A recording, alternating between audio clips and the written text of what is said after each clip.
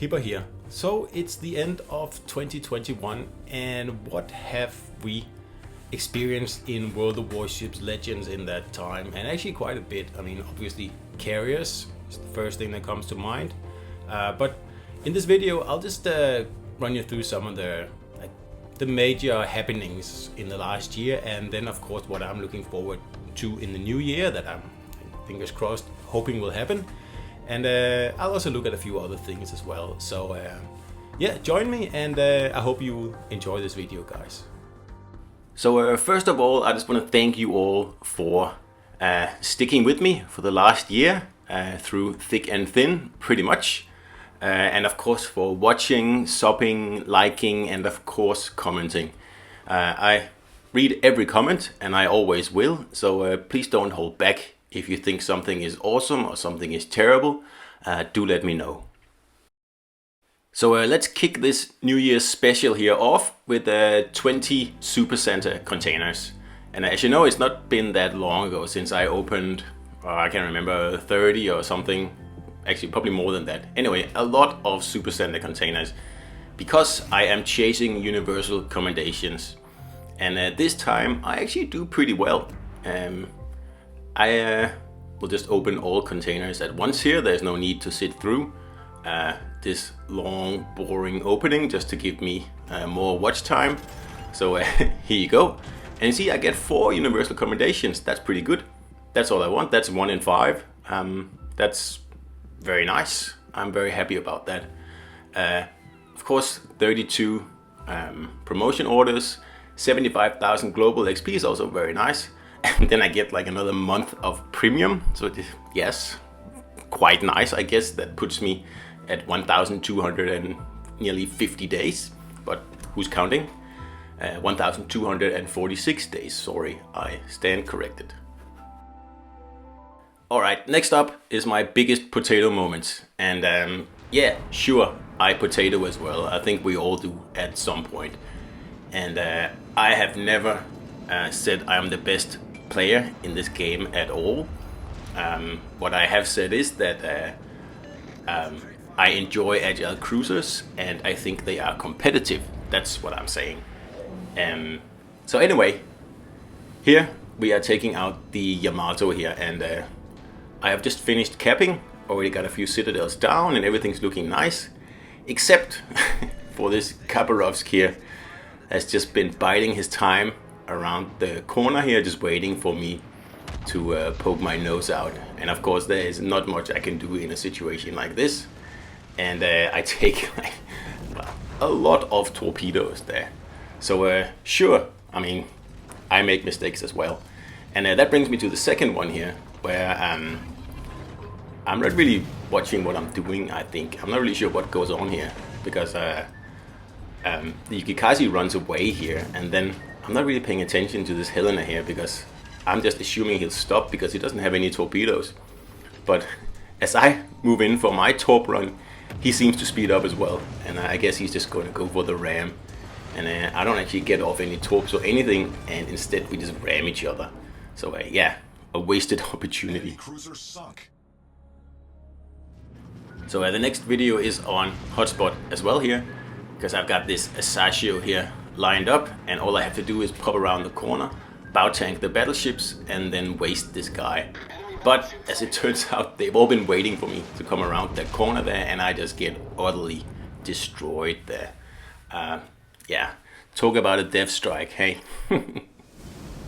Alright, next up is the Jean Bar, and here I'm getting a little bit too riled up. I have like this Mogami here lined up, and he is just ripe for a broadside. Look at him. This is going to be a one-shot kill. And then a destroyer pops up here and smokes up, and of course he's already got his torpedoes going, but I do death strike the Mogami and take him out, but of course it costs me dearly here. So another case of me not paying attention in my battleships, basically, and getting a little bit too ahead of myself, a little bit too rushed. So next up is me in the Baltimore, and that doesn't happen a lot, and there's a reason for that, because I don't like the Baltimore. And the reason I don't like this ship is first and foremost that it doesn't have any torpedoes. It has a very like one-dimensional playstyle where you get into a position and then you sit there, and that's about it. If someone pushes you, you reverse, and yeah, that's it.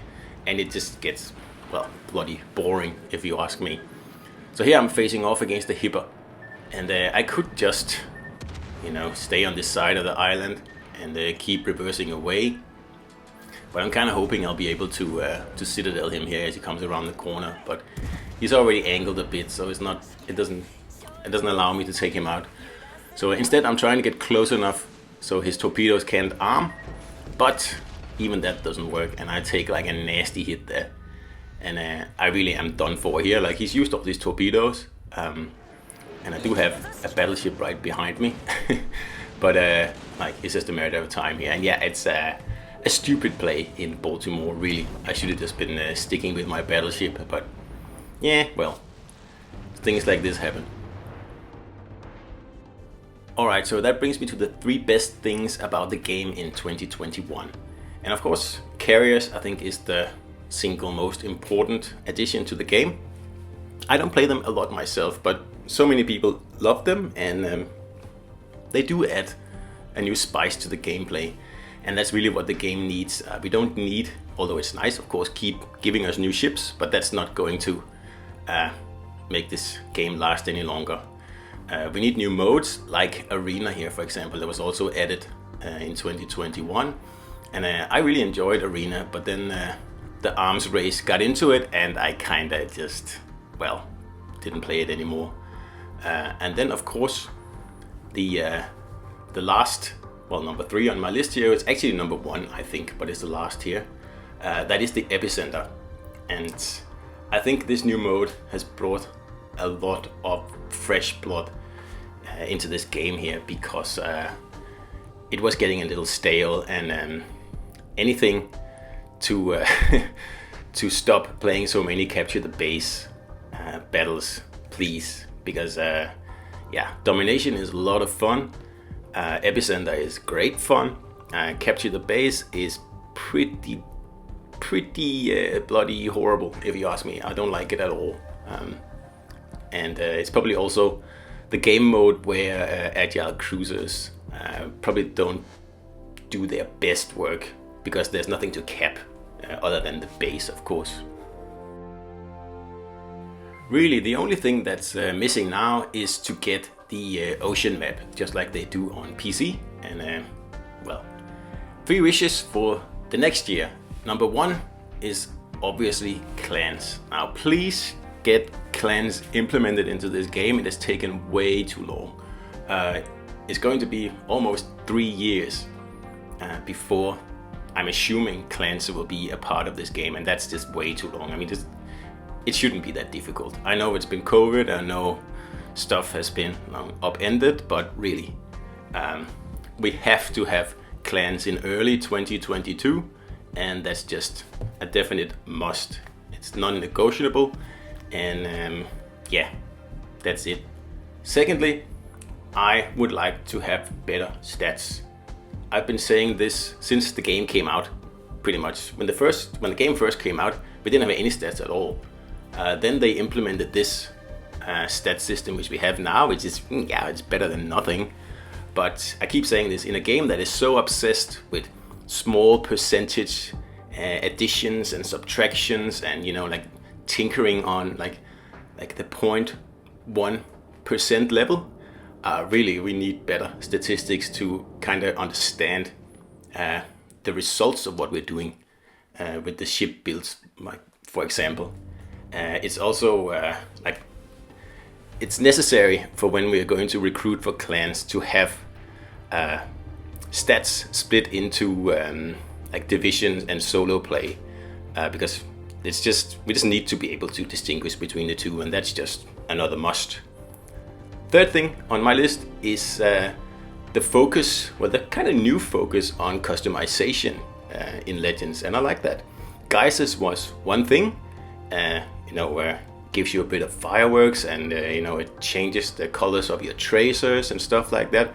I really like that, and it's a cheap and efficient way for wargaming to add some spice to the game. It doesn't really require anything new, and like I will certainly be picking up every guise that comes out from now on. And if only wargaming can expand on the guises a little bit, like for example, they should be able to change the smoke coming out of your chimneys as well and stuff like that, and that would be great. So please keep that up in the new year, and by all means expand on customization. One way to expand on the customization aspect of the game would be to introduce consumables at the different levels. Pretty much just like a Diablo game, more or less. I've done a whole video on this like about 4 to 5 months ago, I think, if you want to look into the details. But really it all just boils down to instead of having just one heal, you should have different versions. And like the legendary could cost 5,000 steel, for example, who knows. Like there's so many ways of doing this. And of course it shouldn't just be consumables, it should also apply to ship modules and other upgrades, anything you can think of basically. So in that way you can, for example, upgrade your module 2. If you have the rudder shift at 20%, perhaps if you have a legendary version you get up to 25%. It's just an example, but something like that would be great. So I hope that's something we'll get in the new year, but of course I have no idea. Okay, just to leave Legends behind for a while, let's look at the most anticipated games of the new year, at least for me. And of course I cannot know if Skull and Bones are actually going to come out in 2022. I assume it is, but yeah, it's a game I'm really looking forward to, and I hope they do well, basically, because this thing has been in development for, I guess, close to a decade now, and well, I'm really looking forward to it. Second on my list is Tiny Tina's Wonderlands, and that should be coming out in March, I think, something along those lines. And this just looks like a wonderful blend of Borderlands, obviously, and if you've ever played Borderlands and run into Tiny Tina, you'll know how weird and messed up her world is. And if you've downloaded the Tiny Tina expansion for Borderlands 2, you'll know it's one of the best expansions ever made. So this seems like it'll be a whole game based on that, and I'm really excited about it. I'll have to tell you that. And last but definitely not least, we have Bethesda's new game called Starfield. And really all you have to know about this game is that it's basically Skyrim in space. So to me it sounds a bit like EVE Online and Skyrim mixed together, and that sounds like the perfect cocktail to me, and I can't wait for this game. It'll come out in late 2022, at least if things remain the way they are now, and this will be a game-changing game. I guess. I really hope it will be. The details are very sparse at the moment, but hopefully we'll get a bit more as the new year rolls along. So that's pretty much the end of this video here, guys. Again, I just want to thank you all for watching, subbing, liking, commenting, like I said in the beginning, because that's what keeps the channel going and that's what keeps me going. And the more you interact, the better, really. And like I said, I read everything, and nothing is left unread, I promise you that.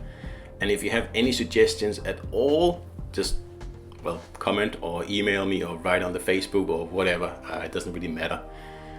So thank you for this year. It's been a tumultuous year, starting it as a community contributor, ending it as a, well, I don't know, freelance YouTuber, I don't know what.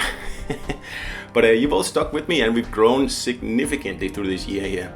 A couple of thousand subs, I think, something like along those lines. So thank you very much for watching, and I'll see you out there.